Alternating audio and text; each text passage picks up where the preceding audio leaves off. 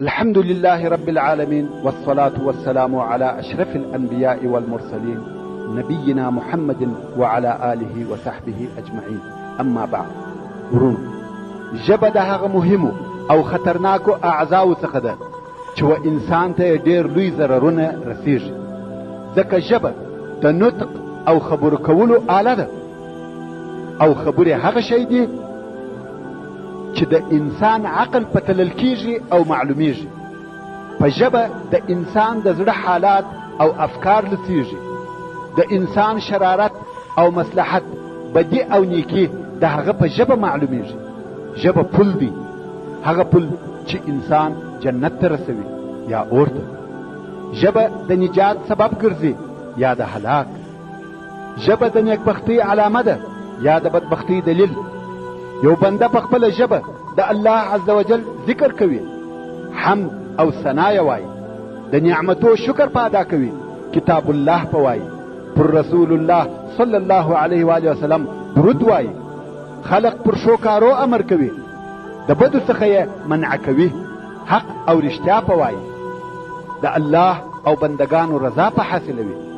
مګر دغه رنګه په دغه ژبه درواغ ویل کیږي، غیبت پکیږي، نمیمت او چغلي پکیږي، شهادت الزور د درواغو شاهدي په ادا کیږي، شکنځل او لعنت په ویل کیږي، باطلې خبرې پکیږي، خلق و فسق او فساد ته په بلل کیږي، د عدل او شوکارو څخه په منع کیږي، حتی زړونه په ازارول کیږي.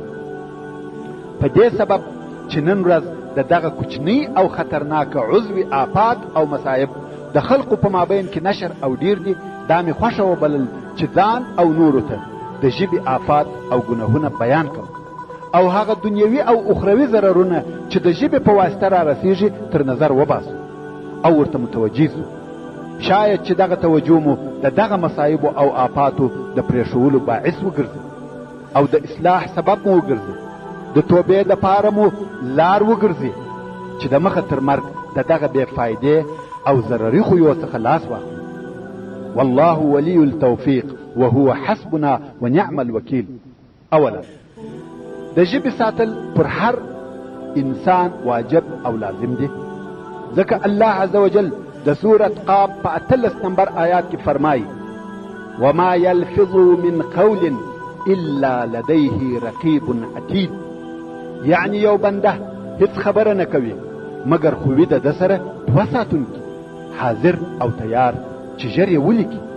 د هر انسان پر اوږو دوې ملایکې دي، هر هغه خبره چې د انسان د خولې څخه راوځي هغه لیکل کیږي. ابن کثیر رحمه الله وایي: ابن آدم چې هر خبره یا هر حرکت کوي د هغو دپاره مراقب شته، د لیکلو دپاره تیار او آماده دی. الله عز وجل په سورة الانفطار کې فرمایي: وإن عليكم لحافظين كراما كاتبين يعلمون ما تفعلون. یعنی خامخا پر تاسې ساتونکي ملایکې سته، د عمل د لیکلو دپاره مقرره دي چې د الله جل جلاله په حضور عزتمنې دي او ستاسې د عملو لیکونکي دي. دغه ملایکې په هغه شي پوهیږي چې تاسې کوئ. نو د یو عاقل انسان دپاره ښایي چې خپله ژبه په پاکو او سنجیده خبرو عادت کړي او بې له هغه څه څخه چې فایده او مصلحت یې معلوم او ښکاره وي په بل شي ژبه ونه ښوروي. او دا کار سپک او اسانه نه دی، بلکې دا کار و سخت کوشش ته ضرورت لري چې دغه کوشش به پر هر نفس دروند وي او سخت وي. تر هغو به دا زحمت باسي چې ښه او خیر دې عادت او خوښ، تر هغو به دا جهد کوي چې د ګناه او شر څخه متنفر او بد دې ځینې راسي. یو چا و مالک ابن دینار رحمه الله ته ویل: یا ابا یحیی، پر خلقو د ژبې ساتل د پیسو تر ساتلو سخت دی.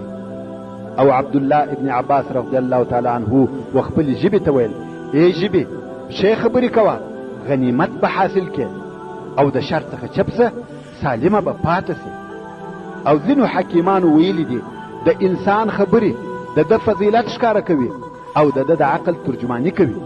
نو خبرې دي پر شو بسوه او په لږو کفایت کوه. یو شاعر وایي: وزن الكلام اذا نطقت فانما يبدي عيوب ذوي العيوب المنطق. يعني کم وخت چې خبرې کوي خبرې دې تله، يعني ښه فکر پکښې کوه، ځکه خبرې دي چې د معیوبو انسانانو عیبونه ښکاره کوي. انسان باید څه وخت خبرې وکړي؟ امام نووي رحمه الله د خبرې کولو او چپوالي حدود او وختونه راښولي دي او وایي پوه چې هر مکلف انسان لره دا لازمه ده چې خپله ژبه د ټولو خبرو څخه وساتي، بې له هغه خبرو څخه چې د هغو مصلحت او فایده ښکاره او روښانه وي. نو ښه طریقه چپه خوله ده، ځکه ډېر ځله حلالې او جایزه خبرې و مکروه او حرام ته ورسېږي. شاعر وایي ای برادر گر تو هستی حق طلب، جز به فرمانی خدا مکشای لب. گر خبرداری ز حی لا یموت، بر دهانی خود بنه مهر سکوت. بر دهانی خود بنه مهر سکوت. ای پسر پند و نصیحت گوش کن، گر نجاتی بایدت خاموش کن. ماوردی رحمه الله د خبرو کولو د پاره 4 شرط ایښي دي. وایي که دغه 4 شرطونه موجود و خبرې وکړه، که نه و موجود نو چپ سه. اول شرط دا چې دغه خبره به د دې دپاره وي چې نفع په حاصلیږي یا به ضرر په دفع کیږي. دوهم دا چې خبره به پر ځای او موقع برابره کوي چې و هدف ته دې ورسوي. او دریم شرط دا دی چې خبره به دې کوتاه او د ضرورت په اندازه وي. څلورم دا چې هغه جمله چې ته تر خوله راباسې د نورو جملو څخه به دې اختیار کړې او خوښه کړې وي. یعنی د خبرو د مابین څخه به ښایسته او باادبه جمله خوښوي، نه دا چې پر خوله درغله. نو که دې د خبرو دپاره دغه 4 شرط نه و موجود، پټه خوله دې بهتره ده. نو ای مسلمان ورور، د ټولو باطلو خبرو څخه خپله ژبه وساته چې د الله عز وجل د عذاب څخه وساتل سي، او پوه سه چې د الله عز وجل په حضور د ټولو هغو خبرو مسؤل یې کم چې ستا تر خوله راوځي. الله عز وجل د سورة النور په 24 نمبر آیات کې فرمایي یوم تشهد علیهم السنتهم وایدیهم وارجلهم بما كانوا یعملون. یعنی په هغه ورځ چې شاهدی به ادا کوي پر دوی ژبې د دوی او لاسونه د دوی او پښې د دوی. دا شاهدی به پر هغه افعالو او اقوالو وي چې دوی په دنیا کې کول، که خبرې وي که عمل. او داسې ډېر احادیث د رسول الله صلی الله علیه و آله وسلم څخه روایت شوي دي چې د ژبې خطر بیانوي او فرمایي چې د ژبې د شر څخه ځانونه وساتئ او د ژبې د بېقیزه کېدو څخه مو منع کوي. چې دغه د ژبې د ضرر او کنټرولولو په باره کې به زه اوس 14 مشرف احادیث یا د هغو ترجمه درته بیان کړم. اول، ابو هریره رضی الله تعالی عنه وایي د رسول الله صلی الله علیه و آله وسلم څخه مې واورېده چې ویې فرمایل خامخا یو بنده خبرې کوي چې په یوه خبره سره چې د هغې خبرې په باره کې معلومات نه وي کړي، د دغې خبرې په واسطه داسې اور ته لویږي چې تر مشرق او مغرب لا هم لري او پراخه وي. متفق علیه. یعنی یو انسان داسې یوه خبره تر خوله راباسي چې د هغه په باره کې معلومات نه وي کړي، د ده په خیال عادي او ساده خبره وي، خو د هغې په واسطه و داسې اور ته ور ولویږي چې تر مشرق او مغرب پراخه او ژور وي. دوهم، د عقبه ابن عامر رضی الله تعالی عنه څخه روایت دی، وایي ما ورسول الله صلی الله علیه و آله وسلم ته وویل یا رسول الله نجات څه شي دی؟ یعنی د اوره څخه خلاصوالی په څه شي کې دی؟ رسول صلی الله علیه و آله وسلم وفرمایل امسک علیک لسانک، ژبه دې بنده کړه، ډېرې خبرې مه کوه. ولیسعک بیتک، په کور کې کښېنه، کوټو بانډارو ته مه ځه، په بازارو کې مه ګرځه. وابکی علی خطیئتک، او پر خپلو ګناهو او خطاو دې ژاړه، توبه کاږه. نو دغه 3 شیان سبب د نجات او خلاصون ګرځي چې اول یې د ژبې ساتل. دریم حدیث شریف، سفیان ابن عبدالله رضی الله تعالی عنه د رسول الله صلی الله علیه و آله وسلم څخه پوښتنه وکړه، ویل د هغو شیانو څخه چې انسان پر بیریږي پر څه شي باید ډېر وبېرېږي چې یعنی د هغه په ساتنه کې ډېر کوشش وسي. رسول الله صلی الله علیه و آله وسلم خپله ژبه ونیول او بیا یې وفرمایل هذا یعنی دغه ژبه باید په ساتنه کې ډېر حرص وسي. څلورم حدیث شریف د رسول الله صلی الله علیه و آله وسلم څخه پوښتنه وسوه چې د څه شي په واسطه ډېر خلق و اور ته داخلیږي، یعنی کم هغه کار دی یا کم هغه شی دی چې د هغه په واسطه ډېر خلق و اور ته داخلیږي. رسول الله صلی الله علیه و آله وسلم وفرمایل الفم والفرج، خوله، ژبه او فرج، یعنی دغه دوه شیان دي چې اکثره خلق یې نه کنټرولوي او د هغو په ساتنه کې کوشش نه کوي، نو د اور د داخلېدو سبب یې وګرځي. پنځم حدیث شریف معاذ رضی الله تعالی عنه د رسول الله صلی الله علیه و آله وسلم څخه د هغه عمل پوښتنه وکړه کوم چې د هغه په واسطه و جنت ته داخل سي او د اور څخه لرې سي.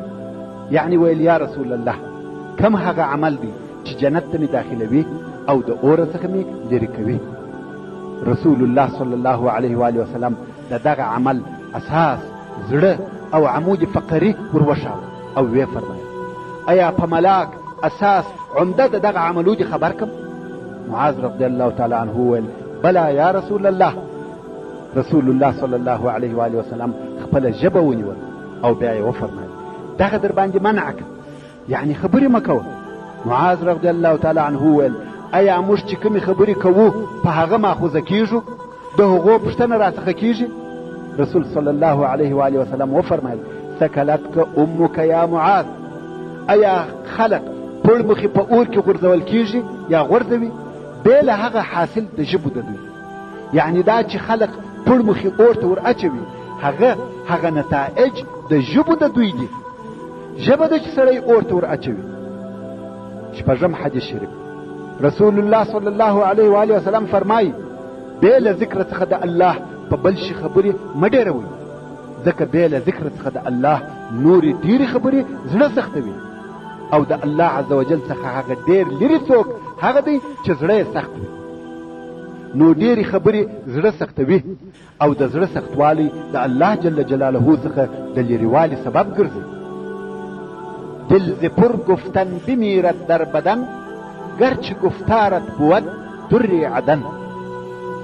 اوم حدیث شریف رسول الله صلی الله علیه و آله وسلم فرمایي من وقاه الله شر ما بین لحییه و شر ما بین رجلیه دخل الجنه، یعنی هر هغه څوک چې الله جل جلاله یې وساتي د شر څخه د هغه شي چې د دوو زامو په مابین کې دی، یعنی ژبه، او د شر څخه د هغه شي چې د دوو پښو په مابین کې دی، یعنی فرج او صورت او عورت، هغه جنت ته داخلیږي. نو که چا ژبه او فرج وساتل هغه جنت ته داخل شي. رواه الترمذي. اتم حدیث شریف هغه دی کم چې رسول الله صلی الله علیه و آله وسلم خبر راکوي او فرمایي چې د انسان ټول اعضاء اندامونه هر سهار و ژبې ته وایي زموږ په خاطر یا زموږ په متعلق د الله عز وجل څخه وبېرېږه. موږ ټوله په تا پورې تړلي یو، که صحیح او مستقیمه وې موږ هم صحیح او پر لار برابر یو، او که ته کږه سوې موږ هم در سره کږېږو. نو دا ثابته خبره ده که د انسان ژبه کږه وه ټوله اعضا یې کاږه وي، ځکه ژبه ترجمان د هغه د اعضاو او اعمالو ده. او نهم حدیث شریف هغه دی چې رسول الله صلی الله علیه و آله وسلم فرمایي المسلم من سلم المسلمون من لسانه و یده، متفق علیه، یعنی مسلمان هغه څوک دی چې نور مسلمانان یې د ژبې او لاس د آزار څخه سالم او په امان وي. نو زما او ستا د اسلام یوه علامه بلکې شرط دا دی چې خلق به په ژبه او لاس نه ظاهروو او ظاهر یې نه کړو. اوس نو په غیبت، شیطانت، نمیمت او درواغو خلق ظاهریږي که یا؟ لسم حدیث شریف هغه دی کم چې رسول الله صلی الله علیه و آله وسلم فرمایي که څوک پر الله جل جلاله او د قیامت پر ورځ ایمان لري د خیر، مصلحت، فائدې خبرې دي کوي یا دي چپس. من کان یؤمن بالله والیوم الاخر فلیقل خیرا او لیصمت متفق علیه.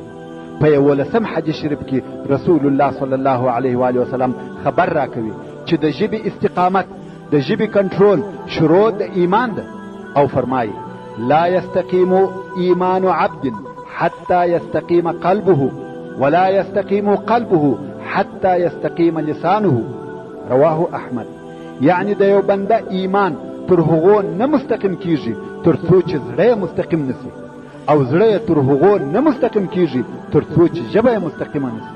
نو ورور، تر څو چې ژبه اصلاح نکو زړه مو نه اصلاح کیږي، تر څو چې زړه اصلاح نکو ایمان مناقص غیر مستقیم دی.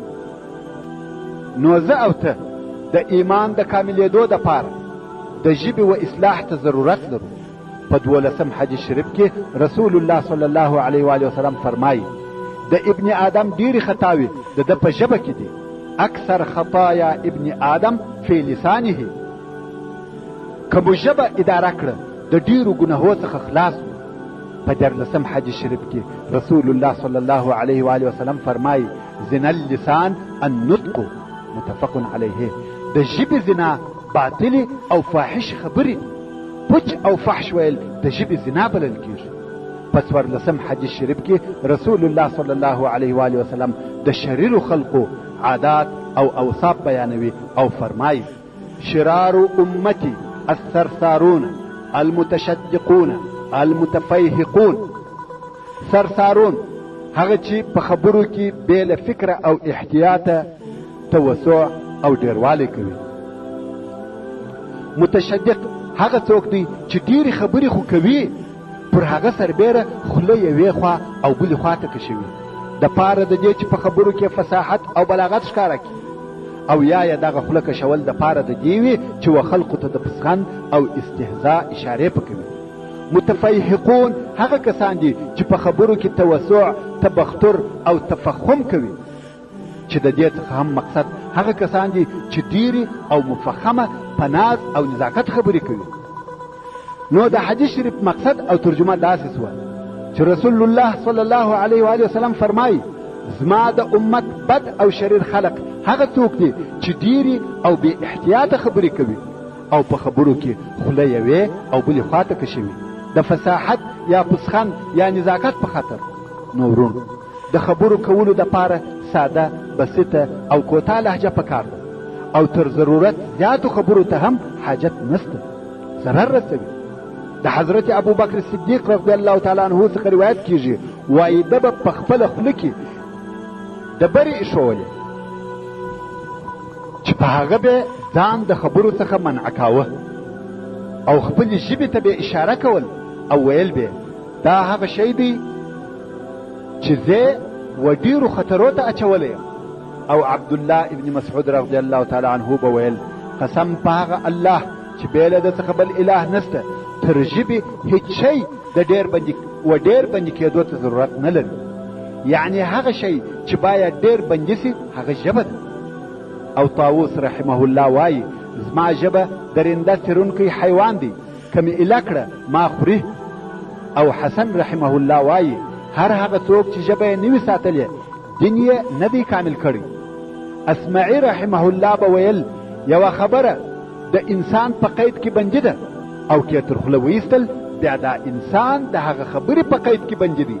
ورونو، تر اوسه موږ د عبث او باطلو خبرو په باره کې بحث کاوه، خو اوس به هغه ممنوعه حرامو شیانو ته راسو کم چې هغه هم په ژبه پورې تعلق لري، لکه درواغ، غیبت، نمیمت، پوچ او فحش، مسخره او پسخند، غزل او غنا او داسې نور، چې اول د دغو شیانو څخه درواغ د ژبې د لویو آفاتو او مصائبو څخه دي.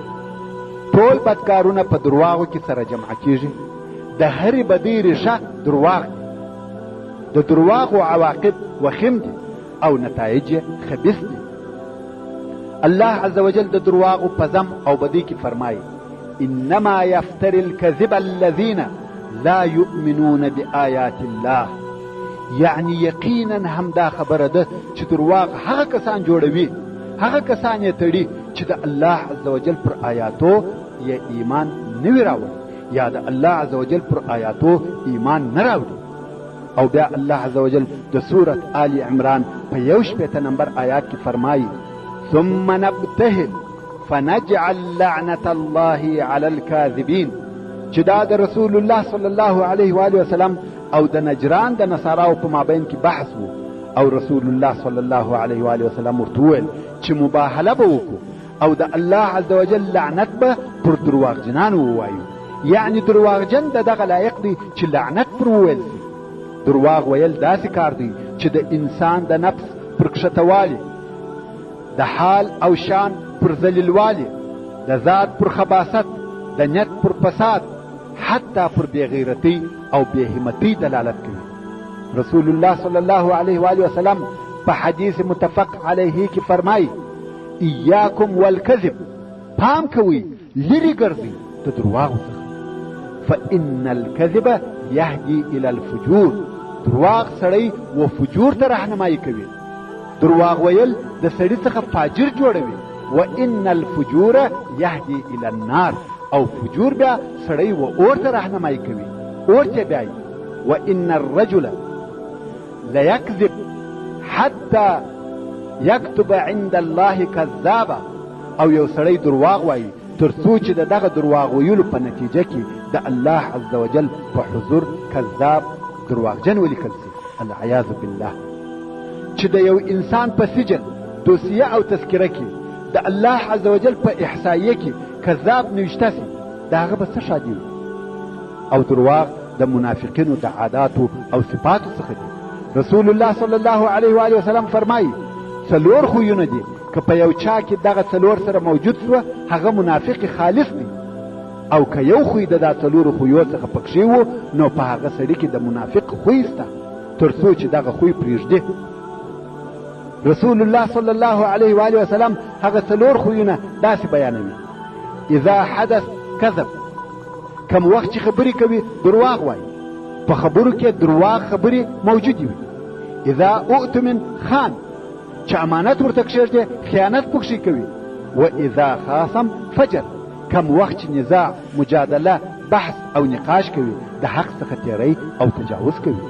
و اذا عاهد غدر، او کم وخت چې عهد او وعده وکړي په هغه کې غدر او خیانت کوي، وعده خلافي وي، په هغه عهد او وعده کې وعده خلافي موجوده وي. نو ای ورور، ایا ته راضي چې ته د منافقینو په اوصافو او اخلاقو موصوف او متخلق سي؟ په تا کې د هغو خویونه موجود وي. ایا ته دا قبلوې چې خلک درواغجن وبولي؟ شاید یو څوک ووایي چې زه درواغ نه وایم او نه مې خوښ دي، مګر یو وخت چې ډېر مجبوره سم یو درواغ ووایم. ګرانه ورور، درواغ انسان و فجور ته کشوي، لکه څرنګه چې د مخه مو د رسول الله صلی الله علیه و آله وسلم قول او حدیث شریف درته بیان کړي. او ډېر ځله یو درواغ د انسان دنیا او آخرت ور خراب کړي. کم وخت چې د خالد ابن صبیح رحمه الله څخه پوښتنه وسوه چې یو سړی په یو وار درواغ ویلو سره درواغجن بلل کیږي، هغه ویل هو. نو که یو څوک فقط یو وار درواغ ووایي و د هغه نوم هم درواغجن ښول کېدای سي. او که خلقو د یو وار دپاره پر یو چا درواغ ثابت کړه، د همیش دپاره د هغه خبرې نه مني، بلکې د نورو درواغو نسبت هم ودته کیږي چې دا د پلاني خبرې دي، که څه هم دی د هغو ویونکی او جوړونکی نه وي. دروغ آدمی را کند شرمسار، دروغ آدمی را کند بی وقار. دروغ ای برادر مگو زینهار، که کاذب بود خوار و بی اعتبار. درواغ ویل تاریکی دی، خو ځینې یې تر ځینو نورو ډېرې تاریکې دي. ممکن درواغ ویل و څو قسمو ته تقسیم سي. په صورت عموم درواغ و دروغ قسمو ته ویشل کیږي، چې اول قسم یې درواغ پر الله جل جلاله او رسول الله صلی الله علیه و آله وسلم دي، چې هغه بدترین شکل یې حلالول یا حلال بلل د هغه کارو او شیانو دي چې الله او رسول الله حرام کړي دي، یا حرامول حرام بلل د هغو شیانو چې الله او رسول الله حلال کړي دي. دغه رنګه ډېر بد او شنیع درواغ هغه درواغ دي چې یو څوک په قصد او په درواغو د رسول الله صلی الله علیه و آله وسلم څخه د یو حدیث روایت کوي. یعنی دا ور معلومه وي چې دغه حدیث نسته، خدای قصدا دا کار کوي. الله عز وجل د سورة الانعام په 21 نمبر آیات کې فرمایي: ومن اظلم ممن افترى على الله كذبا او كذب بآياته انه لا يفلح الظالمون.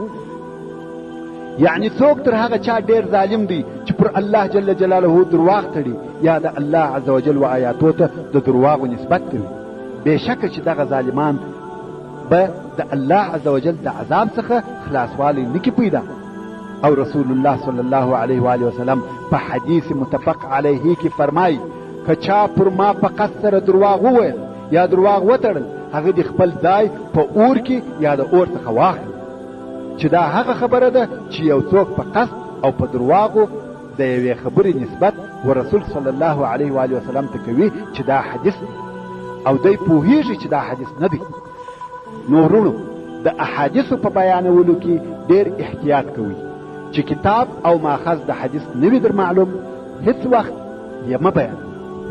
دغه اول قسم درواغ هغه درواغ دي چې بې له هلاک سوو او ګمراهو فرعونانو څخه بل څوک و دې شیلې ته نور کښته کیږي. او دوهم قسم درواغ هغه درواغ دي چې د خلقو پر عزت، اعراضو، مالو او نفسو ویل کیږي، چې دا د هغه اشدو کبائرو ګناهو او ډیرو قبیحو جرمو څخه دي. دا هغه درواغ دي چې مجتمع ته ډیر مضر واقع کیږي. عدل، قانون او نظام د بین څخه وړي. د مجتمع په افرادو کې عداوت او عناد پیدا کوي، چې دغه درواغ په خپل ځان کې و 5 قسمو ته ویشل کیږي. او د دغو درواغو اول او شدید او ډیر مضر درواغ شهادت الزور، یعنی په درواغو شاهدی ادا کول دي، چې دغه شهادت الزور تر لوی ګناهو لالو ده. رسول الله صلی الله علیه و آله وسلم فرمایي: الا انبئكم باکبر الكبائر الاشراك بالله وعقوق الوالدين وكان متكئا فجلس ثم قال: الا وقول الزور الا وشهادة الزور. ایا خبر مکم په اکبرو د کبائرو، یعنی په هغه ګناهو چې تر لوی لالوی دي. الاشراك بالله، د الله عز وجل سره د یو شي شریکول. وعقوق الوالدین، د مور او پلار آزارول. رسول صلی الله علیه و آله وسلم تکیه کړې وه. دغه قول چې فرمایه تکیه کړې وه او بیا کښېنستی او ویې فرمایل: الا وقول الزور الا وشهادة الزور. صحابه کرام وایي تر هغو یادونه ډېر یې دغه جمله تکرار کړه حتی چې موږ ویل کشکې نور ونه وایي، یعنی په زړو کې مو بیره او وهم پیدا سو. دا هغه درواغ او یا د درواغو شاهدي ده چې د بل مسلمان په ځان یا عرض یا مال پورې تعلق لري. او په دغه قسم او شکل کې دوهم قسم یې په درواغو قسم اخیستل دي. په درواغو پر باطل شي قسم اخلي چې دا په خپله شهادت الزور دي، مګر په دغه حال کې شهادت الزور د هغه قسم سره یو ځای سوه چې هغه قسم هم په درواغو دی. چې په دغه قسم کې تر هغه اول قسم شهادت الزور ګناه ډیره اشده او دوه چنده کیږي. رسول الله صلی الله علیه و آله وسلم فرمایي: که چا د دې دپاره قسم واخیستی چې په دغه قسم د یو مسلمان سړي مال وخوري او دی په دغه قسم کې فاجر و، یعنی په درواغو یې قسم اخیستی و، دغه سړی به د الله عز وجل سره په داسې حال کې ملاقي او مخامخ سي چې الله جل جلاله به پر ده په قهر او غضب وي. ورونو، موږ د یو حاکم یا قومندان یا یو عادي پولیس د قهر څخه بیریږو، مګر د قهار الله سبحانه وتعالی قهر او غضب مو هیر دی. دریم قسم یې هغه درواغ دی چې په خرڅولو او رانیولو کې ویل کیږي. مثلا یو سړی د خپل مال یا جنس عیب د خلقو څخه پټوي، یا د خپل جنس د تیرولو او خرڅولو دپاره قسمونه اخلي. رسول الله صلی الله علیه و آله وسلم فرمایي: الیمین الکاذبة منفقة للسلعة ممحقة للکسب. متفق علیه. په درواغو قسم اخیستل چې والله دا مې په دونه رانیولی دی، هو مال په خرڅېږي، مال دې تېرېږي، مګر ګټه هم په نیستي کېږي. هغه ګټه چې تا ته راځي ته نه په پوهېږې، پر داسې لار ځي چې ستا په درد نه خوري. شاید نورې هم سرمایه دې هم ورسره یوړه سي. څلرم قسم درواغ یې هغه درواغ دي چې د مسخرو او خلقو د خندولو دپاره ویل کېږي، چې دا درواغ هم د لویو او کبائرو ګناهو څخه دي. رسول الله صلی الله علیه و وسلم فرمایي ویل دی د هغه چا دپاره، ویل دی وي د هغه چا دپاره چې خبرې کوي او درواغ وایي، دپاره د دې چې خلق په وخندوي. هغه لره دې ویل وي، هغه لره دې ویل وي، ویل خو پوهېږي چې په دوژخ کې یوه شیله ده. پنځم قسم درواغ یې هغه درواغ دي چې د افساد ذات البین دپاره ویل کېږي، یعنی دوه نفره یا دوه طرفه سره خفه کوي او د هغو دوستي او روابط ورقطعه کوي. الله عز وجل په سورة محمد صلی الله علیه و وسلم کې فرمایي فهل عسیتم ان تولیتم ان یفسدوا فی الارض وتقطعوا ارحامکم. ایا تاسې نږدې یاست که چیرې تاسې د قدرت خاوندان او متصرفان سئ چې په مځکه کې به فساد کوئ، خپلوي او قرابتونه به پرې کوئ. مقصد دا چې دغه افساد ذات البین فساد فی الارض بلل کیږي.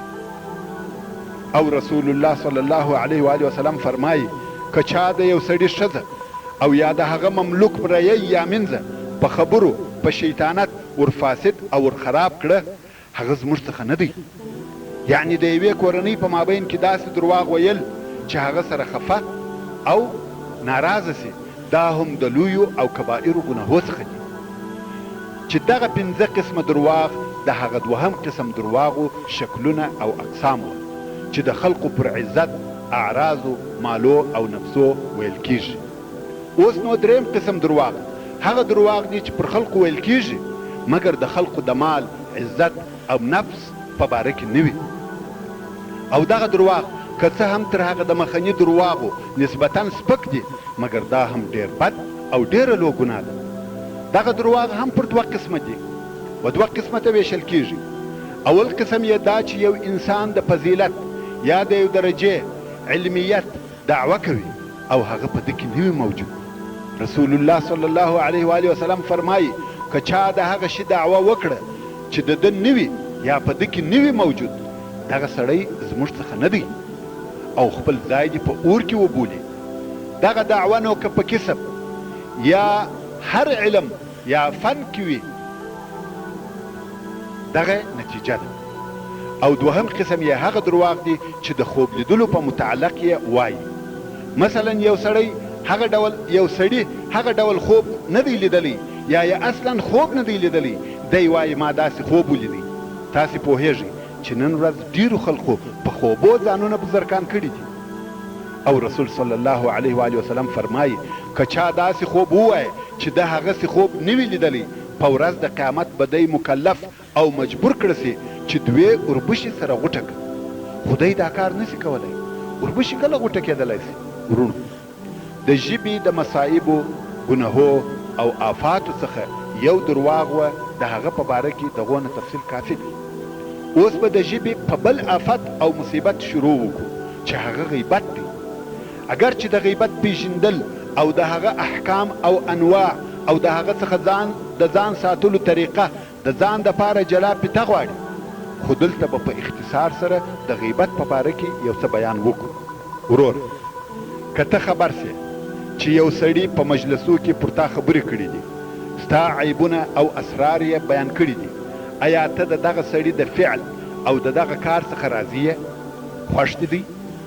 ستا شعور او عکس العمل به د هغه په باره کې څه شي وي؟ د دغه سړي په باره کې به څه ووایې؟ په کوم نامه به یې وبولې؟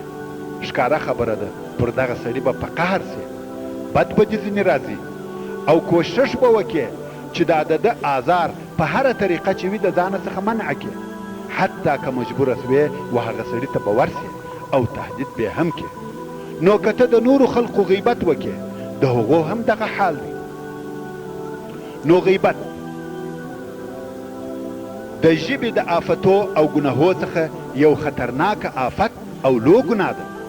الله عز وجل په خپل کتاب کریم کې موږ د دغه کار څخه منع کړي یو او غیبت کوونکی یې د هغه چا سره مشابه کړی دی کم چې د خپل مړه ورور غوښې خوري، چې د دغه مثال څخه د غیبت ډېر بدوالی او شدت د ګناه معلومیږي. الله عز وجل د سورة الحجرات په 12 نمبر آیات کې فرمایي ولا یغتب بعضکم بعضا ایحب احدکم ان یأکل لحم اخیه میتا فکرهتموه واتقوا الله ان الله تواب الرحیم. او ځینې ستاسې دي د ځینو نورو غیبت نه کوي. آیا یو د تاسې څخه دا خوښوي چې د خپل مړه ورور غوښې دې وخوري؟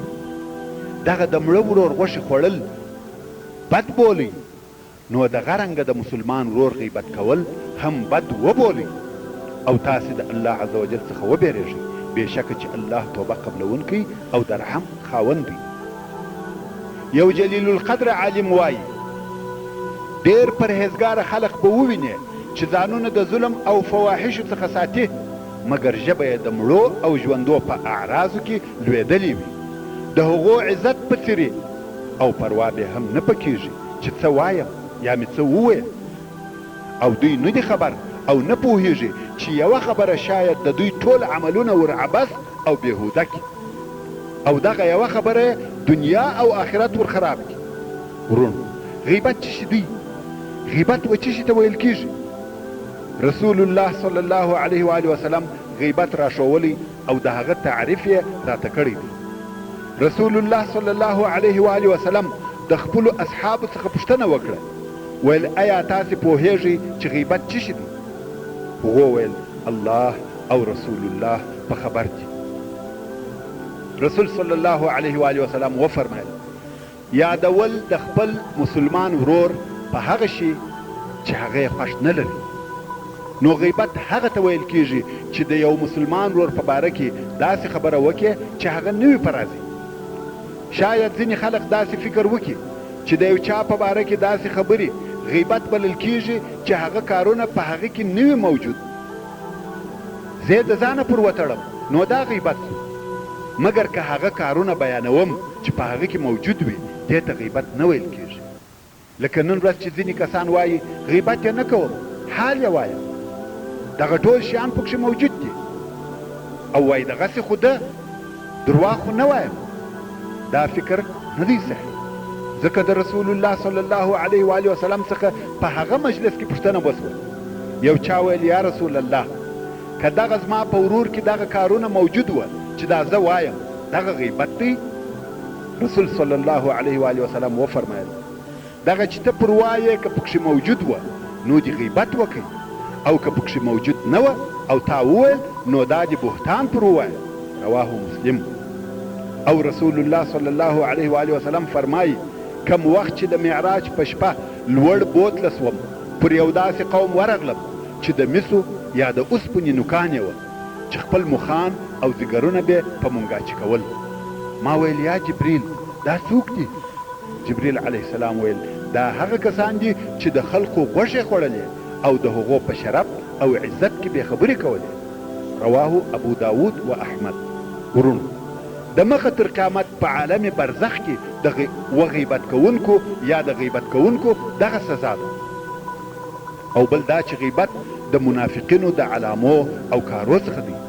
نو ځکه رسول الله صلی الله علیه و آله وسلم و غیبت کوونکو ته د مخه تر آخرت په دنیا کې د رسوایي وعده ورکړې ده او فرمایي ای ډلې هغه څوک چې په ژبه یې ایمان راوړی دی او ایمان یې زړه ته نه دی ننوتلی د مسلمانانو غیبت مه کوئ، د هغو په عورتو یا عیبو پسې مه ګرځئ. بېشکه هغه څوک چې د مسلمانانو په عورتو او عیبو پسې ګرځي الله عز وجل د هغه په عیبو پسې ګرځي، او هغه څوک چې الله یې په عورت او عیب پسې وګرځېدی هغه په خپل کور کې رسوا کوي. رواه ابو داود و احمد. اوس نو که ته په یو مجلس کې ناست وې چې هلته غیبت کېدی د خلقو عیبونه بیانېدل ته باید څه وکړې؟ اوله پر تا لازمه ده چې داسې مجالسو ته ور نسې چې هلته د یو مسلمان غیبت کېږي ځکه و دغسې ځایو ته ورتګ پر ظلم او ګناه تعاون او کومک دی او په باطل کار کې اشتراک دی. لکه څرنګه چې غیبت حرام دی، د غیبت اوریدل هم دغه رنګه حرام دی. او که بیا چیرې و یو مجلس ته ورغلې او هلته د یو مسلمان غیبت کېدی، پر تا دا لازمه ده چې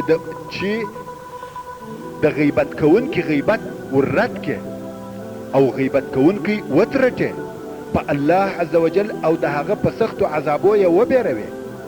یو جلیل القدر عالم وایي پر هر نر مسلمان او ښځې مسلمانې دا فرض ده چې د غیبت ځان وساتي او نورو ته هم دا وصیت او نصیحت وکړي چې غیبت پرېږدي، د الله او رسول الله د امر اطاعت وکړي. او یو مسلمان د نورو مسلمانانو د عیبو په پټولو کې باید حریص وي، د نورو عیبونه باید نکي ښکاره، ځکه غیبت سبب د عناد، عداوت او دشمنۍ ګرځي. په غیبت د یو جامعې افراد سره پاشل کیږي، متفرق کیږي.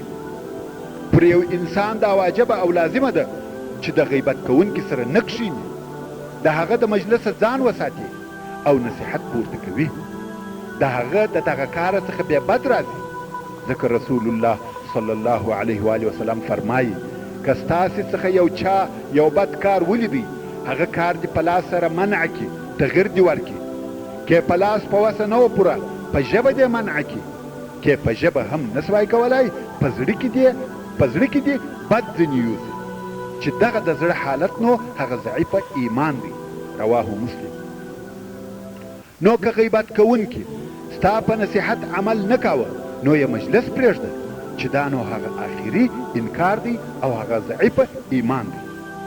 پوښتنه: ځینې کسان لمونځ نه کوي، بد کارونه کوي، داسې کارونه چې الله او رسول الله په هغو کارو ناراضه کیږي. آیا د دغه سړي غیبت روا دی؟ هغه هم د پاره د دې چې خلک یې وپېژني که یا؟ جواب: و دغسې نفر او د هغه و امثالو ته نصیحت کول واجب او ضروري دي. په دې یې پوه که چې الله عز وجل په دغه شیانو امر کړی یې باید ویې کې، او د دغه کارو څخه یې منع کړی یې باید پرېږدي. نو که دا ستا نصیحت عملي کاوه، که څه هم لږ دږ وي، بیا هم خپل نصیحت ته دوام ورکړه. تر خپله وسه کوښښ کوه چې سمې لارې ته راواړوې. که دې نصیحت فایده نه کول، نو د خپل وس پر اندازه ځان ځینې لرې کړه. دا هم په دې خاطر چې د بدیو څخه لرې سي او ځان یې د شره وساتي. او که بیا نو دغه د حالات چې پرېښول د فرایضو او کول د حرامو دي، د ضرورت په وخت کې بیان کې، هغه هم په دې خاطر چې خلک یې وپېژني او د شر څخه یې ځان وساتي، پروا نه لري. خو ګای وختې دغه د حال بیانول پر تا لازم او واجب دي. مثلا یو چا مشوره در سره وکړه چې د دغه سړي سره دوستي کوم او یا شراکت ورسره کوم، او یا یې په دکان یا بل کار کې نوکر مقرروم، او ته پر دې وبېرېدې که زه حال ورته ونه وایم، د هغه فاسق په قید کې به راسي او آزار به ور ورسېږي. دلته نو د هغه د حال بیانول پر تا واجب او لازم دي، ځکه سم خلق به د هغه فاسق د شر خلاص کې، او هغه به هم په ځان پوسي چې خلق زما د اعمالو په خاطر زما څخه لرې کېږي. ګوندې توبه وکاږي، مګر دا حق نه لري چې د هغه اعمال او خویونه فقط د ساتیري او وخت تېرولو دپاره په مجلسو کې بیانوي، ځکه دا د شر نشرول دي. او دا حق هم نه لري چې نور داسې کارونه پورې وتړي چې هغه نه وي کړي، ځکه دا بیا درواغ او بهتان دی، او رسول الله صلی الله علیه و وسلم د هغو څخه منع کړي یو. اوس خو مو غیبت وپېژندي. غیبت هغه خبره ده چې خپل ورور مسلمان په هغه شي یاد کوي چې د هغه نوم، لفظ، عادت نه وي خوښ. دا نو که د هغه په بدن کې نقص وي، لکه موږ چې وایو هغه ګوډ، ړوند، پک، چپک او داسې نور، یا یې نقص په نسب کې وي، لکه چې وایي هغه جت، هغه هندی او داسې نور، یا یې نقص په خلقت، فعل، قول، دین یا دنیا کې وي، حتی کې په کور کالو او د سپرېدو په شي کې نقص وي، مثلا بایسکل، موټر او داسې نور، یا ووایه پلانی بدخویه دی، بخیل دی، خاین، بیریدونکی، بینهدوز دی، د پلانی کالی خیرن و یا یې کور خیرن و او داسې نور. دا ټول غیبت دی. او غیبت یوازې په ژبه هم نه دی، بلکې په اشاره، په چشمک، په نیوشته یا د هغه په پیشه او هر هغه شی چې د هغه څخه دا فهمول کیږي چې تا یو مسلمان په داسې یو شي یاد کوي چې هغه په خفه کیږي. دا ټوله په غیبت کې داخل دي. غیبت حرام دی او د کبیره ګناهو څخه دی، که څه هم په خوله نه وي. د ژبې د نورو ګناهو څخه یوه بله لو ګناه نمیمت یا چغلي ده. نمیمت د ژبې د آفتو او مصایبو څخه دی. د شر او فساد پر ډول د خلقو په مابین کې د خبرو وړلو راوړلو ته نمیمت ویل کیږي. چغلي یا نمیمت د شر کلي ده، د فساد تخم دی. الله عز وجل په کلام پاک کې فرمایي حماز مشاء بنمیم. حماز عیب ویونکی، مشاء بنمیم تلونکی وړونکی په چغلي سره. حضرت شاه صاحب وایي چې دا د کفارو خویونه دي. یو سړی دې په خپل ځان کې وګوري، که دغه خویونه پکښې موجود و پرېږدي. او بیا الله عز وجل فرمایي ویل لکل همزة لمزة. ویل هلاک خرابي ده هر غیبت کوونکي او عیب ویونکي ته. ځینې مفسرین د همزه ترجمه په نمام سره کوي، چغلیګر. او رسول الله صلی الله علیه و آله وسلم په حدیث متفق علیه کې فرمایي لا يدخل الجنة نمام. نمام چغلیګر و جنت ته نه داخلیږي. نمیمت او چغلي د هغو عملو څخه دی چې د قبر د عذاب سبب ګرځي. رسول الله صلی الله علیه و آله وسلم پر لارې پر دوو قبرو ورغلی او ویې فرمایل دغه دوو ته په دا قبر کې عذاب ورکول کیږي او دا عذاب یې هم د یو ډېر لوی جرم په خاطر نه دی. دغه یو چې و د بولو څخه یې ځان نه ساتي او دغه بل د خلقو په مابین کې چغلي وړلې. متفق علیه. نمیمت او چغلي د هغه لویو آفتو څخه دي چې د ډیرو لویو فتنو سبب ګرځي. څونه ډیر جنګونه د قومو او قبیلو په مابین کې، د کورنیو په مابین کې د نمیمت په سبب پیښ شوي دي. څونه ډیر خواږه اشنایان د نمیمت په سبب شریر دشمنان ګرځېدلي دي. څونه ډیر میړه او ماینه د نمیمت په خاطر سره جلا سوي دي. په نمام یا چغلیګر کې ډیر بد خویونه یو ځای سوي دي. اکثره وخت په چغلي کې درواغ هم وایي او د خلقو عیبونه هم وایي. نمام خو و درواغجن هم سو. نمام او درواغجن خو و غیبت کوونکی هم سو. نمام د غدر، خیانت، حسد، عناد، تملق او افساد څخه نوي خالي. دا خویونه ټوله په نمام کې موجود وي. نمام شر د مخلوقاتو دی چې په مځکه کې د فساد او خرابۍ کوشش کوي.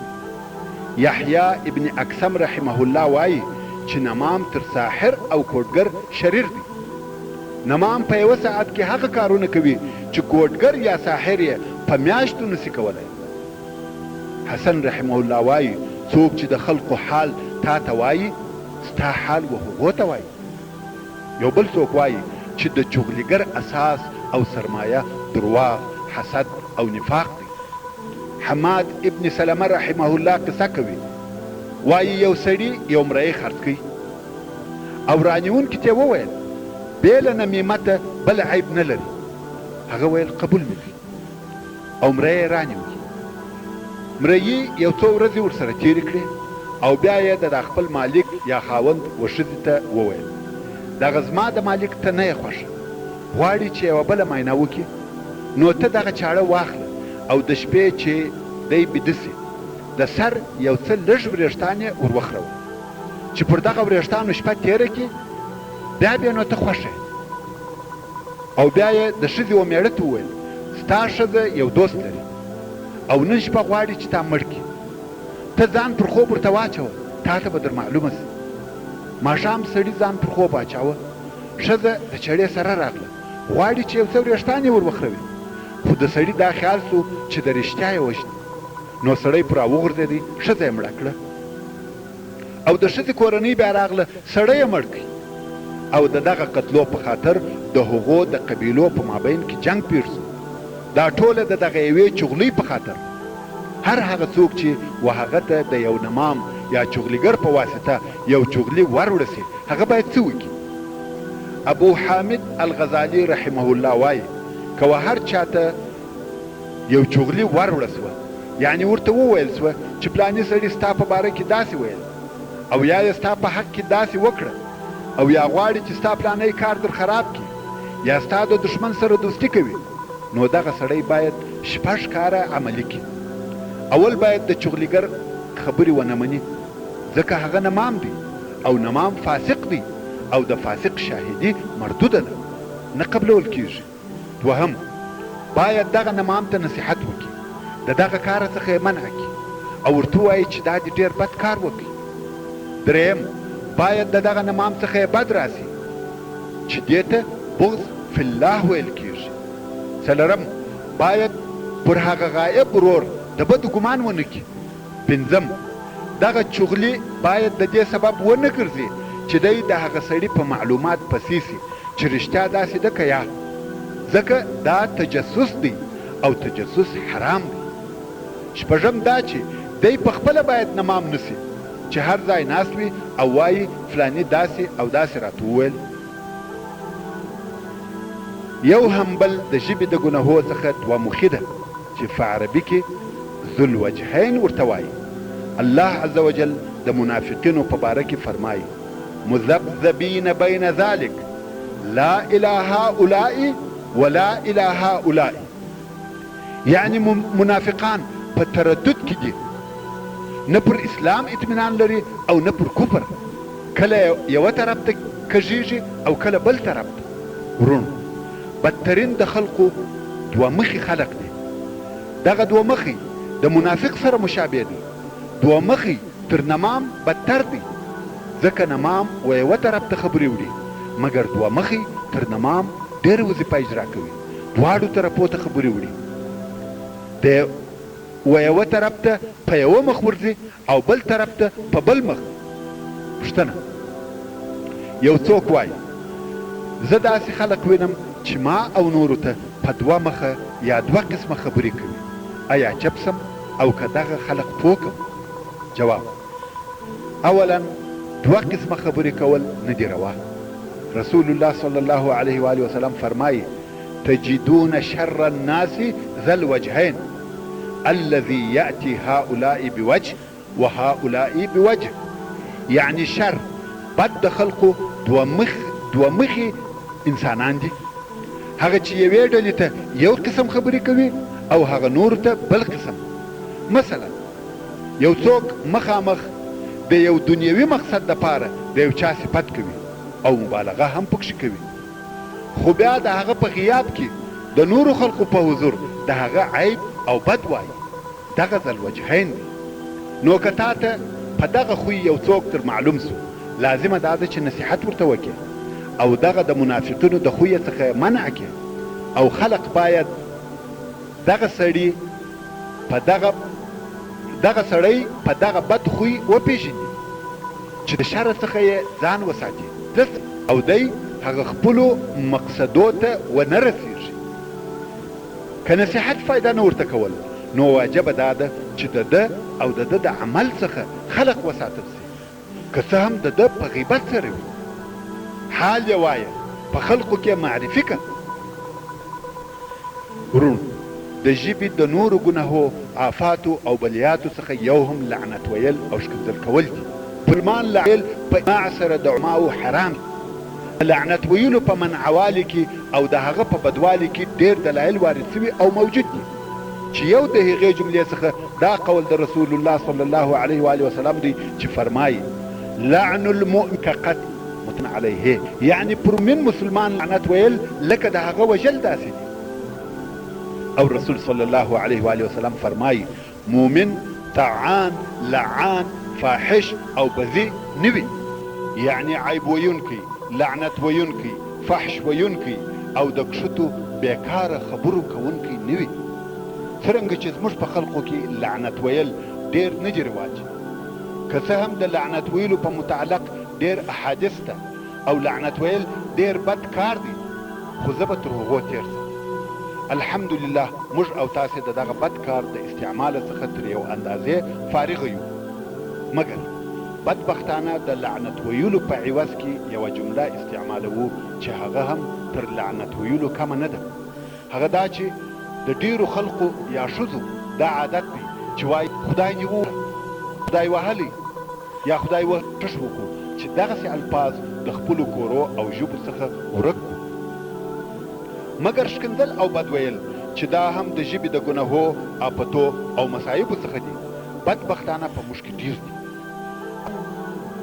دغه یوه توجه سئ، کم وخت چې پر یا نورو دغسې مسایلو کې ښکنځل یادېږي، د هغه څخه مقصد داسې خبرې دي لکه خلک چې وایي سپیه، غویه، خره، سرکوزه او داسې نور الفاظ. پام کوئ چې داسې فکر ونه کوئ چې د ښکنځلو څخه دغه بد الفاظ مقصد وي چې نن ورځ یې زموږ خلک استعمالوي، لکه د مور، خور، ښځې او یا نور داسې نسبتونه. داسې الفاظ په مسلمانانو کې وجود نه درلودی او نه باید موجود وي. موږ چې ښکنځل یادوو، دغه الفاظ مو نه دي مقصد او نه مقصد وه، ځکه داسې نسبتونه اسلامیت خو څه کوي بلکې د انسانیت د چوکاټ څخه خارج دي. هغه ښکنځل کوي، دا پر عقل، دا د ده پر لږوالي دلالت کوي، د ده پر سفاحت، کم عقلي او بې حوصلګۍ دلالت کوي. رسول الله صلی الله علیه و آله وسلم په حدیث متفق علیه کې فرمایي: سباب المسلم فسوق وقتاله کفر. مسلمان ته ښکنځل کول فسق دی او جنگ یې کفر دی. امام نووي رحمه الله وایي هغه بد الفاظ، هغه خبرې چې یو ته د جنگ او خصومت لت کې وایي ای خره، ای سپیه، یا دا چې خر یې، سپی یې، یا داسې نور. دغه په دوه صفت دي، یو خدا چې واغ دی او بل دا چې آزار دی، خلق په آزاریږي. او رسول الله صلی الله علیه و آله وسلم د ښکنځلو په منع کولو کې شدت او مبالغه کړې ده. حتی د حیواناتو د ښکنځلو څخه یې منع کړي او په وچه ښکنځل مه کوئ، ځکه هغه ولمانځه ته راشوي.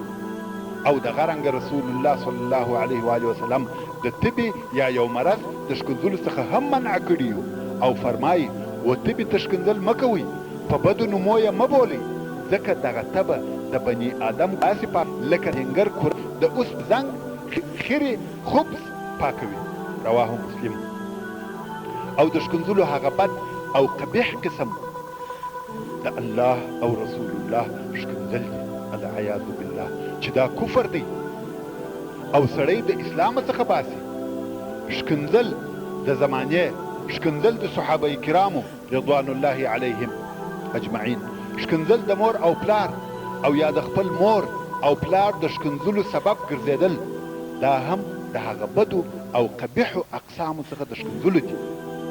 رسول الله صلی الله علیه و آله وسلم په حدیث متفق علیه کې فرمایي د یو سړي ښکنځل و خپل مور او پلار ته د کبیره ګناهو څخه دي. صحابه کرامو په تعجب سره وویل: یا رسول الله، آیا یو څوک خپل مور او پلار ته ښکنځل کوي؟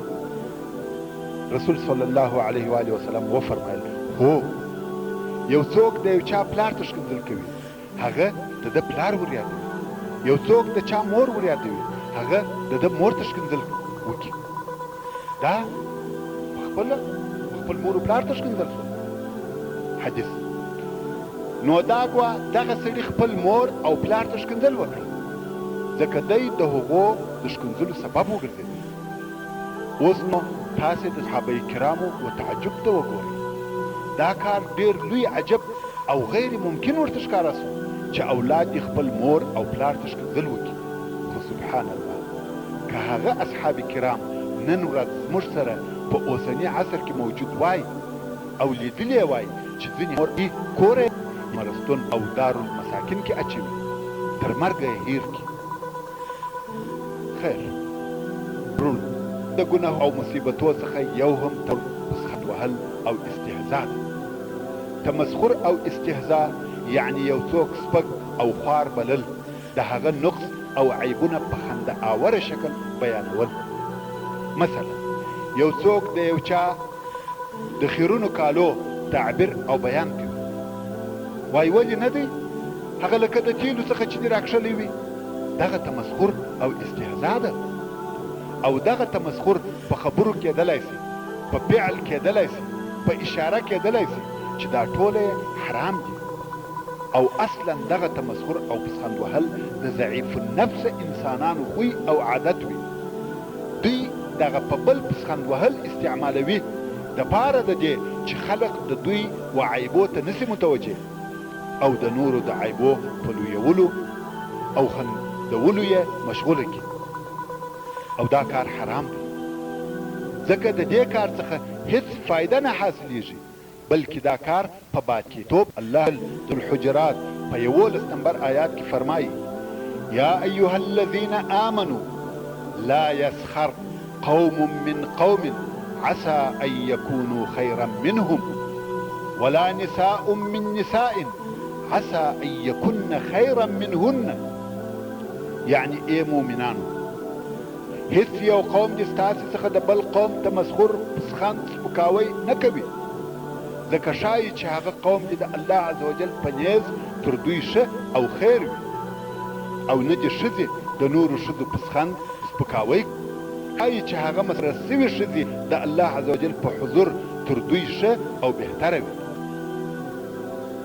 او دا چې الله عز وجل د سورة الکهف په 29 نمبر آیات کې فرمایي: ويقولون يا ويلتنا ما لهذا الكتاب لا يغادر صغيرة ولا كبيرة إلا أحصاها. دا هغه د قیامت په ورځ چې عملنامې وویشل سي، ګناهکاران به وایي: یا ویلتنا، ای زموږ هلاکه، د دې عملنامې څه حال دی چې نه کوچنۍ ګناه پاته ده نه لو، مګر هغه ټوله یې حساب کړي دي. نو عبدالله ابن عباس رضی الله تعالی عنه چې ترجمان القرآن دی، هغه وایي چې په دغه آیات شریف کې د صغیره څخه مقصد هغه تبسم دی چې پر یو مؤمن د پسخند او استهزاء په ډول تبسم وکړي، او د کبیره څخه مقصد هغه قهقهه خندا ده چې د استهزاء په قسم پر مسلمان کیږي. نو دغه خنداوي هم په عملنامه کې نوشته وي. او په دغه آیات شریف کې اشاره ده چې پر خلقو خندل د ګناهو او کبایرو ګناهو څخه دي. او بدترین شکل د تمسخر او پسخند هغه دی چې پر اهل دین او پر مستقیمو خلقو پسخند وهل کیږي، ځکه د دین په خلقو پسخند وهل د ایمان پر ضعف او د دین پر لږوالي دلالت کوي. او شاید ډېر ځله دغسې پسخندونه انسان وردت ته ورسوي چې بالکل یې د اسلامیت خارج کړي، العیاذ بالله. الله عز وجل د سورة التوبه په 15 او 16 نمبر آیاتو کې فرمایي: قل أبالله وآياته ورسوله كنتم تستهزئون لا تعتذروا قد كفرتم بعد إيمانكم. اے محمد صلی الله علیه و آله وسلم، دوی ته ووایه چې آیا په الله او د هغه په حکمو او د هغه په رسول به تاسې استهزاء پسخند کاوه؟ تاسې عذرونه مه کوئ، په تحقیق تاسې کافران سوي یاست پس له اظهاره د ایمان ستاسې. دا حکم دی چې په اسلام او د هغه په یوه حکم استهزاء او پسخند وهل کفر دی. او هر هغه چې په اهل او یا هغه کسانو چې د دین د امور عد کوي او عمل پکوي، په هغو د دوی د دین په خاطر پسخند ووهي، دغه څوک هم په هغه جمله کې دی چې په دین یې پسخند ووهه. د دغه خلقو سره ناسته او ملګرتیا نه ده جایز، بلکې دا د دوی کار باید بد وبلل سي او ځان د هغه د ملګرتیا څخه وساتي. او هر هغه څوک چې په دینی مسایلو کې په پسخند او استهزاء خبرې کوي، هغه کافر بلل کیږي. پوښتنه: که یو څوک د چا په ژیره پسخند ووهي او ورته ووایي ویې خروه، نه درکوي، د دې حکم دی؟ جواب: په هغه چا چې ژیره یې پرې ایښې وي پسخند وهل نه وي روا، ځکه هغه دغه ژیره په دې سبب پرې ایښې ده چې د رسول الله صلی الله علیه و آله وسلم د امر اطاعت وکړي. او دغه پسخند وهونکي ته باید نصیحت او لار ور وښول او دا ورته وویل سي ژرور د ژرې په خاطر پسخند وهل ډېره لو جریمه او ډېره لو ګناه ده او هر پسخند وهونکی او درېدست ممکن د دغه پسخند په سبب د اسلام خارج سي ځکه الله عز وجل فرمایي قل أبالله وآياته ورسوله كنتم تستهزئون لا تعتذروا قد كفرتم بعد إيمانكم شه د تمسخر استهزاء پسخند بحث به هم پای ته ورسو اوس به د ساز او غزلو ویلو حکم بیان چې دا هم د ژبې د لویو آفاتو او ګناهو څخه دی په عربي کې غزل ویلو ته غنا او د ساز آلاتو ته معازف ویل کیږي غنا یا غزلي ویل د ژبې د لویو آفتو څخه دی دا داسې آفت دی چې د ویونکي او اوریدونکي پر زړه مستقیمه حمله کوي یا یې زړه ناجوړه کوي یا یې زړه وروژني او د غنا هغه لوی خطر دا دی چې د ژبې نور ډېر آفتونه پکښې یوځای کیږي لکه درواغ مسخرې پسخند قذف دشمني د فاسد محبت اشارې د ښځو د ښایست او فتنو یادول چې دا ټوله هغه شیان دي چې سړی د الله عز وجل د لارې څخه راګرځوي او پر انسان د حرامو شهوتو او هلاکونکو عملو لارې راخلاصوي د ساز او آواز حراموالی د صحابه کرامو په حضور معلوم او مقرر شوی هغه درو شو او بهترونه قرنو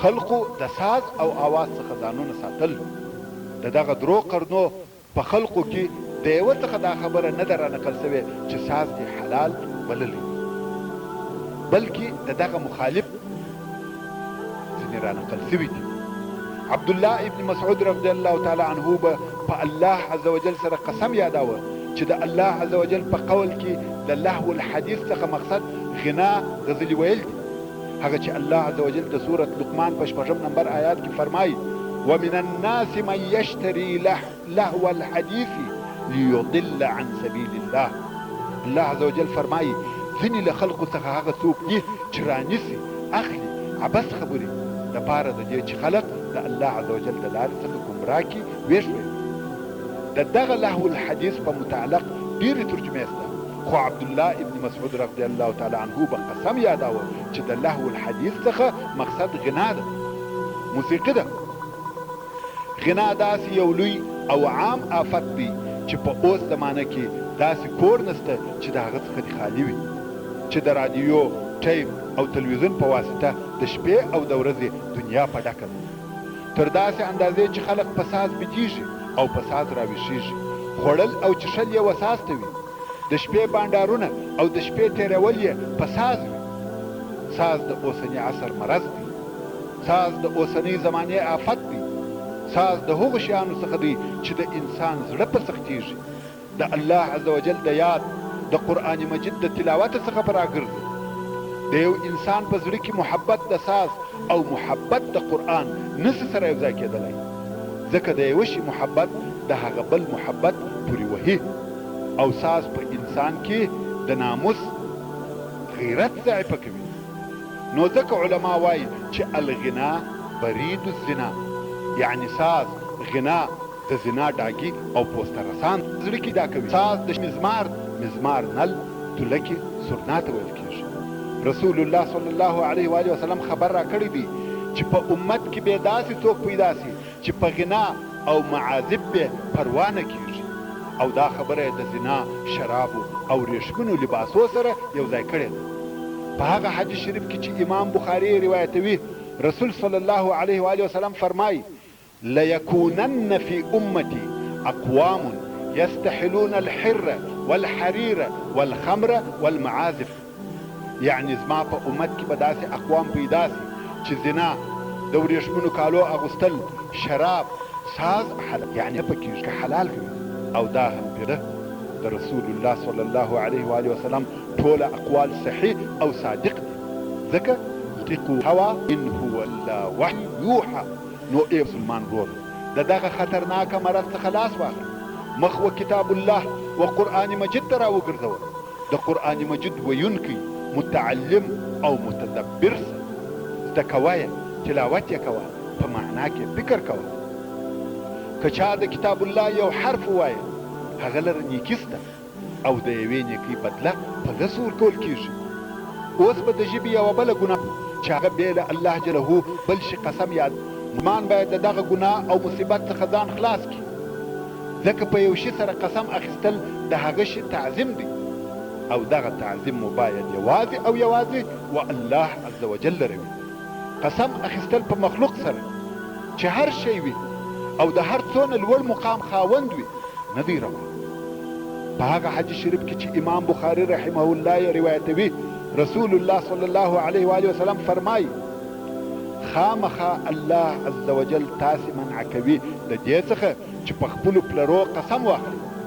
که څوک قسم اخیستونکی وي نو دې په الله سره قسم اخلي یا دې پټه خوله سي.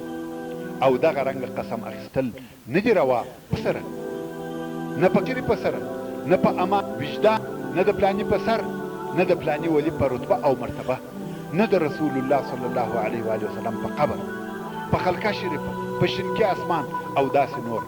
ځکه رسول الله صلی الله علیه و آله وسلم فرمایي من حلف بغیر الله فقد اشرک، رواه احمد. که چا بې له الله جل جلاله په بل شي قسم واخیستی شرک یې وکړي. که چیرې د یو چا څخه دغسې حرام قسم واخیستل سو هغه دې فورا و الله عز وجل ته د دغه کار څخه توبه وکړي او ودې ووایي لا اله الا الله. ذکر رسول الله صلی الله علیه و آله وسلم فرمایي که چا قسم واخیستی او په خپل قسم کې وویل پلات او عزا مې دې قسم وي نو هغه دې ووایي لا اله الا الله. رواه البخاري. لات او عزا کو در معلوم دي چې د بوتانو نومونه دي. د ژبې د ګناهو او آفتو څخه یو هم پر مړي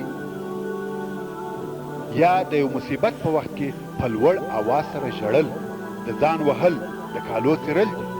دا هغه کار دی چې د هغه څخه اسلام منع کار ضد دی او د دې کار د کولو څخه دا فهمول کیږي چې په الهي قضا سره نه یم راضي.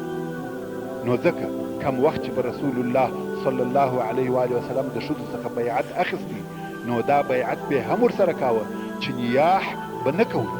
نیاح دغه په لوړ آواز ژړا، د ځان وهل یا د کالو څیرل دي.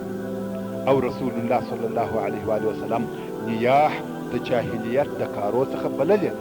په حدیث متفق علیه کې رسول الله صلی الله علیه و آله وسلم فرمایي هغه څوک زموږ څخه نه دی چې مخ وهي، کالي څیري او د جاهلیت په خبرو یا د جاهلیت کارونه کوي.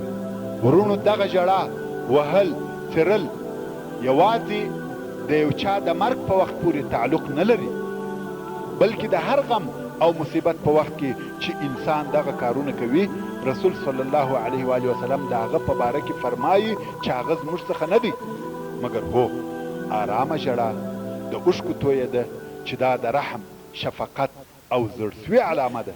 د دې څخه کم ممانعت نشته او نه دا د انسان په اختیار کې دی. نو هغه شی چې منع دی هغه په لوړ آواز ژړا، د ځان وهل، د کالو څیرل دي. حتی رسول الله صلی الله علیه و آله وسلم پر هغه چا یا هغه ښځې لعنت ویلی دی کم چې مخ وهي، مونګاچي کوي، ګریوان څیري او د ځان دپاره ویل او هلاک غواړي. یوه بله ګناه چې په ژبه پورې تعلق لري هغه خواست او بې ضرورته د یو شي غوښتنه ده. ورونو د همت او غیرت خلق بې له الله جل جلاله څخه د بل چا څخه غوښتنه ذلت او سپکتیا بولي. نو ځکه بې له الله جل جلاله د بل چا څخه خواست نه کوي. ثوبان رضی الله تعالی عنه د هغو کس څخه و هیڅ چا څخه هیڅ شی نه غوښته، ځکه ده د رسول صلی الله علیه و آله وسلم څخه واورېده چې ویې فرمیل څوک زما څخه یوه خبره قبلوي چې زه د هغه دپاره جنت قبول کړم، یعنی که چا زما دغه یوه خبره عملي کړه زه به د هغه د جنت ضمانت وکړم. ثوبان رضی الله تعالی عنه وویل زه قبلوم یا رسول الله. رسول الله صلی الله علیه و آله وسلم وفرمیل د خلقو څخه هیڅ شی مه غواړه، یعنی سوال، خواست او غوښتنه یوازې د الله عز وجل څخه کوه. ثوبان رضی الله تعالی عنه دغه کار د ځان عادت او طبیعت وکړ چې دی به پر آس ودت هغه نیول ویدل و چاته به نه ویل چې دغه راکړه بلکې په خپله به راتاسو او هغه به واخیسته. رواه احمد و ابو داود. مګر نن ورځ ځینې خلق د دې کار هیڅ پروا نه لري. ته به وینې چې دوی به د خپل ضرورت او ګزاره کولو پوره سامان لري خو بیا به هم سوال او غوښتنه کوي او سبب د دغه سوال به طمع او د مال جمع کول وي په هره طریقه چې وي. او حال دا چې رسول الله صلی الله علیه و آله وسلم و دغسې خلقو ته په اور سره وعده ورکړې ده او فرمایي من سأل الناس اموالهم تکثرا فانما يسأل جمرا فليستقل او ليستكثر. رواه مسلم. یعنی که یو چا د خلقو څخه د هغو مالونه په دې خاطر غوښته فقر او سوال یې په دې خاطر کاوه چې خپل مال ډیر کړي نو دی سکروټې غواړي. یعنی دغه مال د ده دپاره په آخرت کې اور دی. یا دې دغه فقر او خواست پرېږدي او یا دې هغه اور ډیر کړي. او بیا هم رسول صلی الله علیه و آله وسلم فرمایي من سأل وله ما یغنیه جاءت یوم القیامة خدوشا او کدوشا فی وجهه. رواه احمد. یعنی که چا دونه درلوده په پوره کېدی او د سوال کاوه په ورځ د قیامت به په داسې حال کې راسي چې مخ به مونګاچي یا زخمی وي. دا ټول د هغه سوال او فقر په واسطه. ورونو د ژبې د آفتو او مصایبو څخه یو هم غضب او قهر دی. د قهر په وخت کې د انسان د خولې څخه داسې الفاظ راوځي چې د عقل په وخت کې دغه سړی په خپله د هغه الفاظ سړی و فارسي رضی الله عنه ته راغی ویل یا ابا عبدالله نصیحت او وصیت راته وکړه. سلمان رضی الله تعالی عنه ویل خبرې مه کوه. سړي ویل هغه څوک چې په خلقو کې اوسیږي هغه کولی شي چې خبرې کول پرېږدي یا دې خبرې ونه کړي. سلمان رضی الله تعالی عنه ورته ویل که دې خبرې کولې حق وایه یا چپه خوله شه. سړي ویل سلمان رضی الله تعالی عنه ویل مه په قهر کېږه. سړي ویل تا امر کړم چې مه په قهر کېږه غذی دی ما غالب ځان اختیار قدرت نه لرم. سلمان رضی الله تعالی عنه ویل هو مګر که په قهر سوې ژبه او لاس دې بند او منع کړه. ورونو د ژبې نور آفات او ګناهونه هم شته چې هغه قذف المحتوی او د یو چا مدح په باطل او درواغو سره ده. خو څرنګه چې په پیته کې دونه ځای نه دی پاته چې د هغو تفصیل بیان کو نو په پاته پیته کې به تر قذف المحسنات وروسته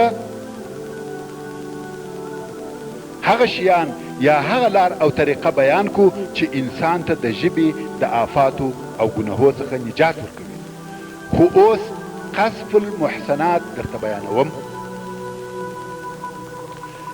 قذف المحسنات المؤمنات یعنی و مسلمانو پاکو ښځو ته د بدو نسبت کول، تهمتونه او بې حقیقته خبرې پورې تړل چې دا کار د اسلام د دشمنانو او منافقینو عادت دی چې پر پاکو مؤمنو ښځو د دوی د عفت او پاکۍ په خاطر باطل تهمتونه وایي چې هغه د یو انسان شرف په ټپله کیږي او کرامت یې په داغداره کیږي. او دا تهمتونه یې هم ټوله درواغ، افترا او بهتان دی. دا کار هم په دې خاطر کوي چې نورې ښځې د اسلامي حجاب د پاکۍ او عفاف څخه منع کړي. مثلا ځینې منافقان او د اسلام دشمنان وایي هغه ښځې چې چادري او حجاب کوي ټوله داسې او داسې دي، یا هغه ښځې چې دسکلې او جرابې اغوندي داسې دي. دوی د برې څخه داسې اخلي چې هغه چې لڅې او په بې حیايي کې راوځي هغه پاکې او عفیفه دي. د دغو فرق به د عقل و خاوندانو ته پرېږدو. خو اصلا د دغه خبرې څخه د منافقینو مقصد دا دی چې حجاب او یا هغه مقام او احترام چې اسلام و ښځو ته ورکړی دی هغه باید د منځه ولاړ شي او ښځه باید د ټولو نورو دپاره یو مشترک شی وګرځي. العیاذ بالله. دا خو په مجموعي شکل سره ما یو مثال ذکر کوي. په فردي شکل سره هم دغه حکم لري. مثلا یو څوک د یوې مسلمانې ښځې په باره کې دغسې د تهمت یوه خبره کوي او هغه بیچاره په هیڅ نوي خبره. دا هم قذف او مطلقاً حرام دی. د دغه قذف د حراموالي دپاره په قرآن مجید او احادیث مطهره کې ډیر دلایل موجود دي. الله عز وجل د سورة النور په 23 نمبر آیات کې فرمایي: ان الذين يرمون المحصنات الغافلات المؤمنات لعنوا في الدنيا والآخرة ولهم عذاب عظیم. یعنی بېشکه هغه کسان چې دوی پاکي مؤمنې او بېخبره ښځې د زنا په نسبت سره ولي، پر دغو کسانو په دنیا او آخرت کې لعنت کړه سوی دی او دوی لره ډېر لوی عذاب شته. او په هغه حدیث شریف کې چې ابو هریره رضی الله تعالی عنه یې روایتوي، رسول الله صلی الله علیه و آله وسلم فرمایي: د اوو هلاکونکو شیانو څخه ځان وساتئ چې هغه شرک بالله، سحر، قتل د هغه نفس الله جل جلال کړی وي مګر په حق سره، لکه او داسې نور، خوړل د ربا، خوړل د یتیم د مال، په جهاد او جنگ کې و دشمن ته شاګرځول یعنی د میدان جنگ څخه تیښته، او قذف المحسنات المؤمنات الغافلات متفق علیه. پر پاکو مومنو بېخبرو ښځو د زنا تهمت ویل. هغه بیچارهګانې په خپل کور کې بېخبره ناستې وي او ځینې منافقان تهمتونه پر وایي. نو پر پاکو مومنو ښځو تهمت ویل د اوو هلاکونکو شیانو څخه دي. کې ویونکی توبه ونه کاږي او بیرته و حق او سمې لارې ته راول نه ګرځي، هلاک او عذاب یې حتمي دی. نو ای مسلمان وروره، کمې خبرې چې د اسلام دشمنان، یهود، نصارا او منافقین ستا د مسلمانو خوندو په باره کې نشروي، پام کوه چې په خطا نه وځې. او دا ستا وظیفه ده چې د هغو نشریات په قوت سره وررد کې او خپلې مؤمنې مسلمانې پاکې خوندې دي په عزت او خبیث مور که چې په خپلو آوازو او خبیثو اخبارو و خپل مقصد ته ورسیږي چې د هغه تر شا بل هیڅ مقصد نه لري بیله د اسلام دشمني. مقصد یې د کفر نشرول او د اسلام خرابي او بربادي ده. او اوس به او قدر ته بیان چې انت د ژبې د آفاتو او ګناهو څخه نجات ورکوي. اول، و الله عز وجل ته به د دغه ټولو کړو ګناهو څخه توبه کاږي او د توبې دپاره 4 شرطه دي. اول، دا کارونه به په کلي ډول سره پرېږدې. دوهم شرط، هغه چې د مخه ځینې پېښ سوي دي پر هغو به پښیمانه وي. دریم شرط، ټینګ عزم او قصد به کوې چې په آینده کې دغه کارونه هیڅکله نه کوو. څلورم شرط، د هغو کسانو څخه به بخښنه غواړي کم چې ده په غیبت، نمیمت، درواغو، قذف، تمسخر، استهزاء، تکلیف یا آزار ورسولی وي. او که فرضاً په دغه بخښنه غوښتلو او یا د هغه سړي په خبرولو کې پر خپل ځان بیرېدی چې هغه سړی مې بې آزاره او بې جزا نه پرېږدي، نو یې مه خبروه، مګر د الله عز وجل څخه به طلب د مغفرت کوې. او هغه سړی به په هغه مجالسو او ځایو کې په خیر یادوي چې تا یې په هغو مجالسو کې غیبت کاوه او یا دې په هغو مجالسو کې په استهزاء او تمسخر استعمال کړی وي. نو اول خو توبه سوه. د خپلو هم د ژبې د آفاتو بدوالی به در معلوم وي او په دې به پوهیږي چې دغه د ژبې ګناهونه سبب د غضب او عذاب د الله عز وجل ګرځي. دریم، په دغه باید پوه سې چې د ژبې ګناهونه د انسان نیکي او ښه کارونه ورعبسوي او د قیامت په ورځ په میزان کې د بدیو پله پدرنیږي. څلورم، باید په داسې مجالسو کې نه کښېنې چې هلته د ژبې ګناهونه کیږي، لکه غیبت، نمیمت، درواغ، کنځرې، استهزاء، د پاره د دې چې د هغه مجلس او هغو خلقو معاون او کومکی نسي. پنځم، دا چې هغه کسان چې د مسلمانانو په عزت او ابرو کې خبرې کوي، درواغ پر وایي، د هغو رد وایه او دا کار یې بد بوله. ممکن دغه ستا رد ویل تا او دوی د ژبې د آفاتو څخه خلاص کړي. شپږم، د خپل ځان و ګناهو او عیبو ته متوجه سه. خپل عیبونه دې د خلقو د عیبو د پلټنې څخه مشغولوي. اووم، که د یو چا څخه یوه خطا پیښه سي، محترمو ورونو معافي غواړم، کتاب پای ته ورسېده. والسلام علیکم ورحمة الله وبرکاته.